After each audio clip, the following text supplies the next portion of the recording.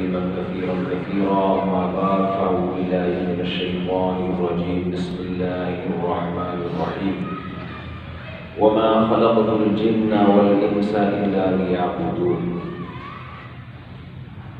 قرآن مجید کی ایک آیت کی تلاوت کی ہے. اللہ تعالیٰ سے دعا ہے اللہ تعالیٰ صحیح طرح سے بات کہنے کی، سننے کی، سمجھنے کی اور پھر عمل کی توفیق عطا فرمائے.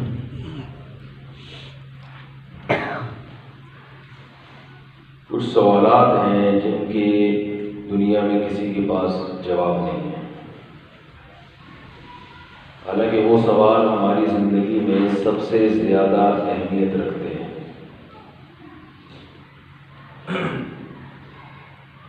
آج کل ایجوکیشن کا دور ہے، بہت سارے موضوعات پر بہت ساری کتابیں دنیا میں پڑھائی جاتی ہیں.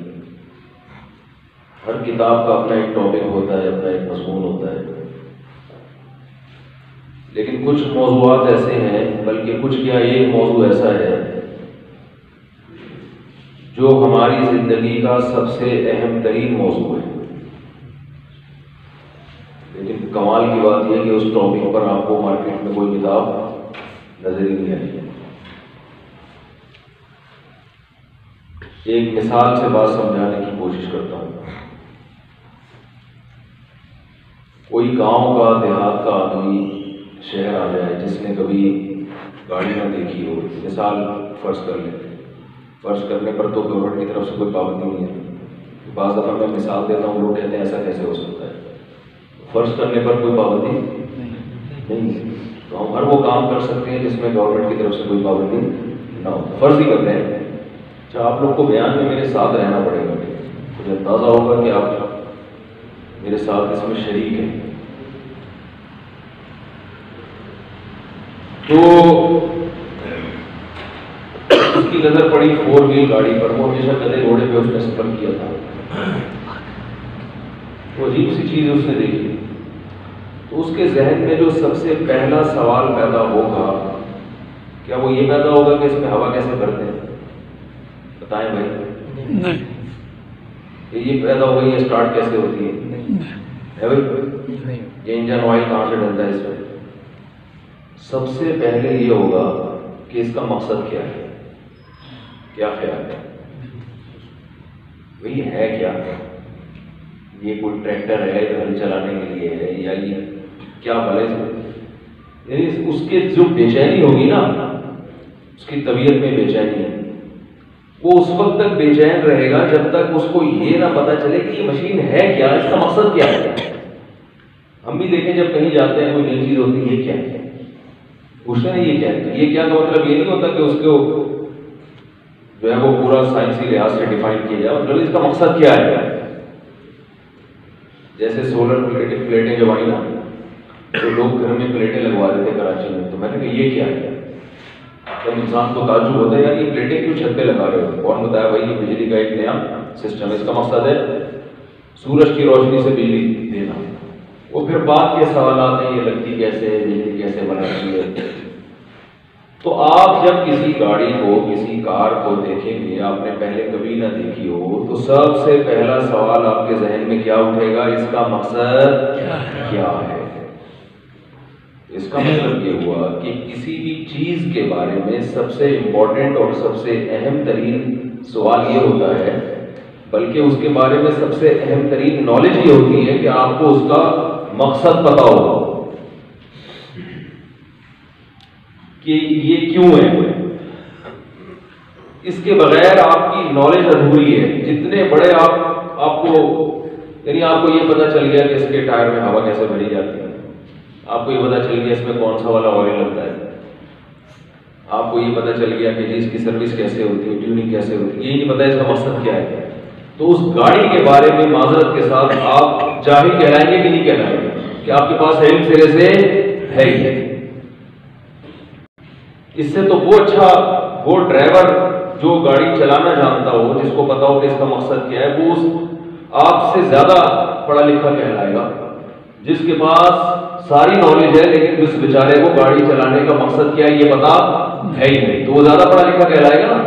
اس کو یہ تو پتا ہے کہ اس کا مقصد کیا ہے. تو اب آپ مجھے بتائیں کہ دنیا میں جو بنی ہوئی چیزیں ہیں جو ہمارے لیے بنی ہیں ان کے بارے میں جب تک ہمیں یہ پتہ چل جائے اس کا مقصد کیا ہے ہم چین سے نہیں بیٹھتے، اور ہمیں اپنے بارے میں نہیں پتا کہ ہماری پیدائش کا ہمیں بنانے والے نے کیوں بنایا، اور ہم چین سے نہ صرف بیٹھتے ہیں چلتے پھرتے بھی ہیں، سوتے کھاتے پیتے 60 70 80 سال کی زندگی گزار کے چلے بھی جاتے ہیں، آخر دم تک نہیں پتہ چلتا کہ مجھے کیوں پیدا کیا۔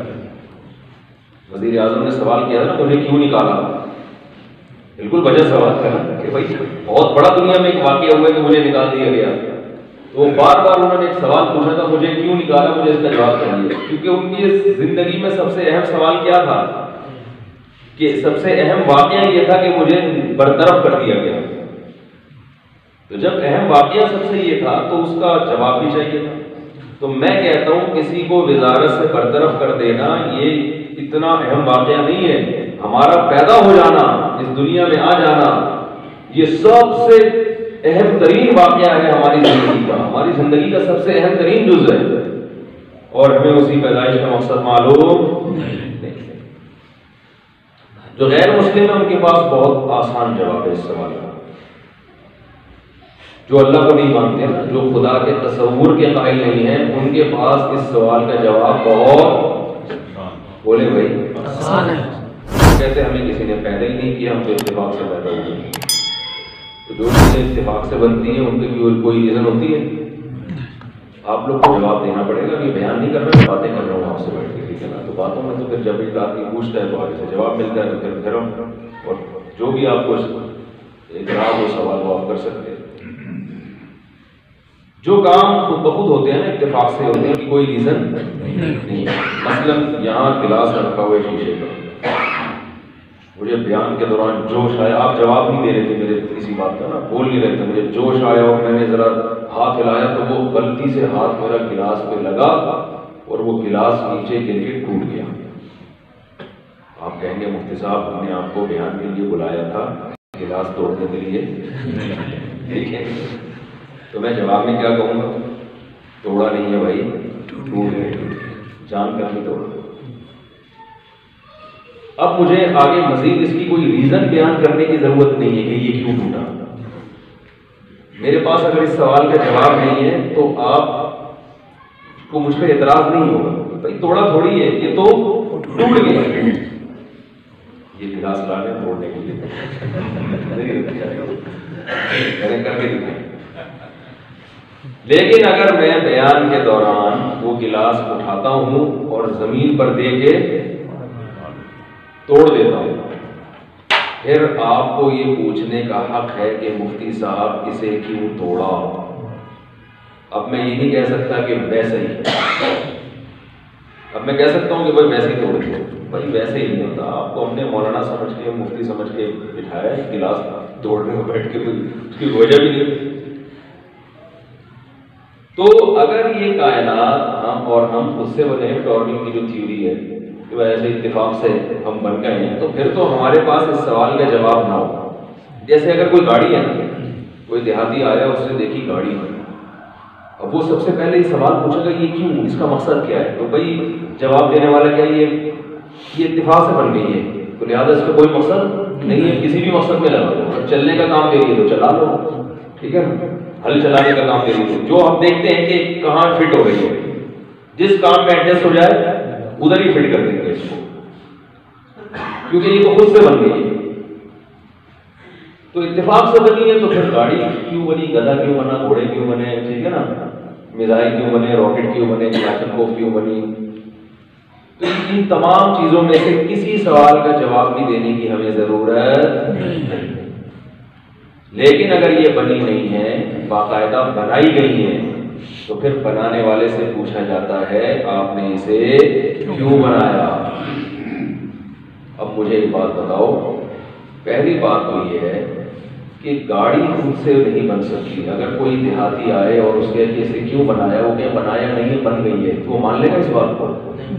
اس کے سامنے سائنسدانوں کی ڈارون کی تھیوری رکھی جائے کہ کروڑوں سال کے بعد ایک ٹائر ربڑ وجود میں آیا تھا، ایک زمین سے لاوا پگھلا تھا، پھر اس سے ڈامر پگھلا اور ایسے ربڑ بنی اور اربوں سال اور خربوں سال کے بعد جا کے 2 ٹائر وجود میں آ گئے. پھر اتفاق سے ہوا چلی تھی تو ایک ٹائر میں ہوا بھر گئی, تو ایسے دنیا میں 4 کروڑ ٹائر وجود میں آئے, تو ان میں سے اتفاق سے 4 ٹائر آپس میں آ کے چپک گئے. تو وہ مان لے گا اس اتفاق کو؟ میں نے ابھی کچھ دن پہلے ایک بیان کیا کہ یہ جو چائنا کی ٹوپی ہم پہنتے ہیں نا, جس میں آپس میں بڑی مینجمنٹ ہے نا بنی ہوئی, کروڑوں سال میں یہ ٹوپی خود سے وجود میں نہیں آ سکتی. ایسی ٹوپی ہو کوئی ایسا اتفاق نہیں. تو جس کھوپڑی کے اوپر یہ ٹوپی رکھی ہوئی ہے بھائی, وہ کھوپڑی خود سے کیسے وجود میں آ گئی اتفاق سے؟